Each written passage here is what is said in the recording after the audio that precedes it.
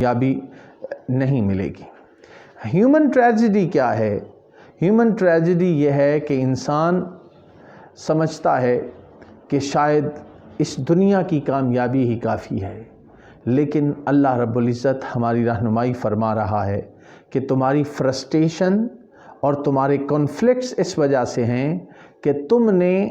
اپنی ترجیحات کو صحیح طور پہ سیٹل نہیں کیا۔ ہماری ترجیحات میں اللہ رب العزت ترجیح اول ہونا چاہیے۔ The top most priority, the first priority must be اللہ سبحانہ و تعالی۔ جب ہم یہ چیز طے کر لیں گے تو پھر ہماری زندگی کے اندر ایک انقلاب آئے گا، اور وہ انقلاب ہماری زندگی کو بدل کے رکھ دے گا۔ قرآن پاک میں ارشاد ہوا کہ لَقَدْ خَلَقْنَا الْإِنسَانَ فِي كَبَدٍ، ہم نے انسان کو محنت اور مشقت میں پیدا کیا ہے، یعنی محنت اور مشقت ہر انسان کا مقدر ہے۔ تو انسان محنت اور مشقت کر کے اگر اللہ کی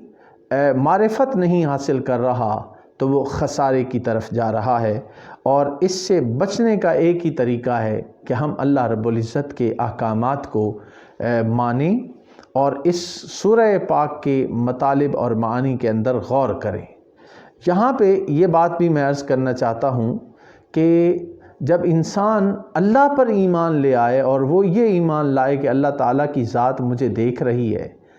I am accountable before God، کہ میرا احتساب ہونا ہے، اللہ تعالیٰ میری ہر حرکت سے واقف ہے، تو اس کی زندگی کے اندر بہت بڑی تبدیلی آ جاتی ہے۔ قرآن مجید میں ایک جگہ پہ ارشاد ہوتا ہے کہ يَخَافُونَ يَوْمًا تَتَقَلَّبُ فِيهِ الْقُلُوبُ وَالْأَبْصَارُ، وہ اہل ایمان ڈرتے رہتے ہیں اس دن کے احساس اور اس دن کے خیال سے جس دن نگاہیں اور دل الٹ جائیں گے۔ یعنی قیامت کے حوالے سے وہ ہر وقت تیار رہتے ہیں اور ڈرتے رہتے ہیں مالک سے کہ کہیں ہمیں اس کے سامنے شرمندہ نہ ہونا پڑے۔ تو یہ وہ بات ہے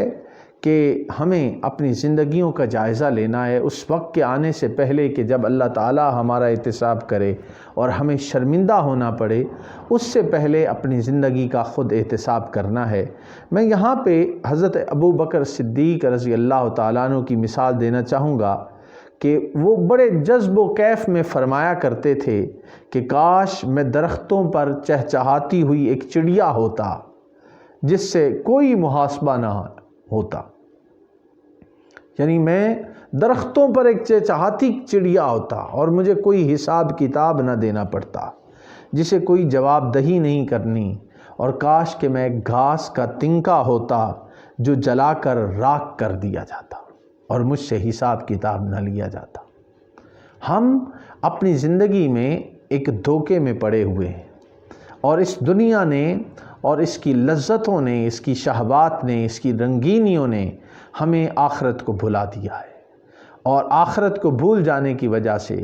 پھر آخرت میں کامیابی کے ملنے کے امکانات بھی کم ہوتے چلے جاتے ہیں۔ ہمیں یہ بات سمجھنی چاہیے کہ ہم اکاؤنٹیبل ہیں اللہ تعالیٰ کے سامنے،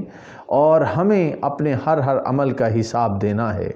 اور یہ وقت اللہ تعالیٰ نے قسم کھائی ہے زمانے کی کہ والعصر، زمانے کی قسم، انسان خسارے میں ہے۔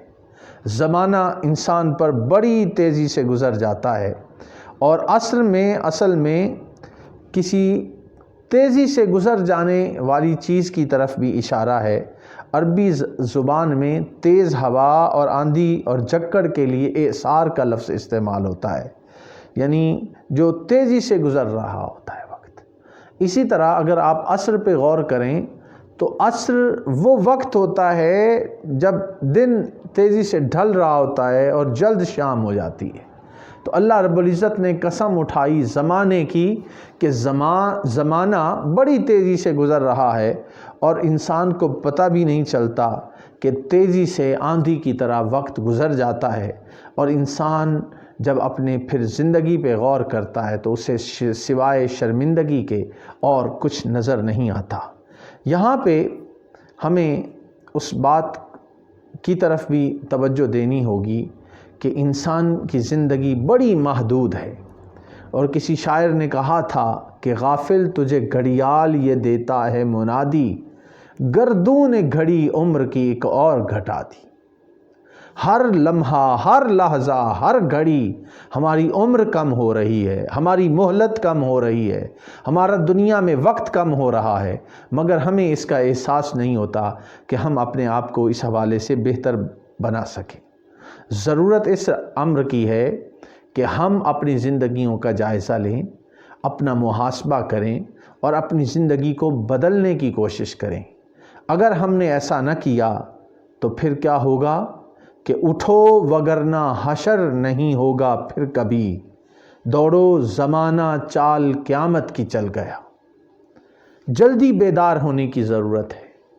اپنے آپ کو جگانے کی ضرورت ہے، اپنے اعمال کو بہتر بنانے کی ضرورت ہے، اپنی زندگی کا محاسبہ کرنے کی ضرورت ہے، اللہ کے حضور جواب دہی کو ہر وقت پیش نظر رکھنے کی ضرورت ہے۔ اور جب ہم قرآن پاک کی تعلیم پر غور کرتے ہیں تو مختلف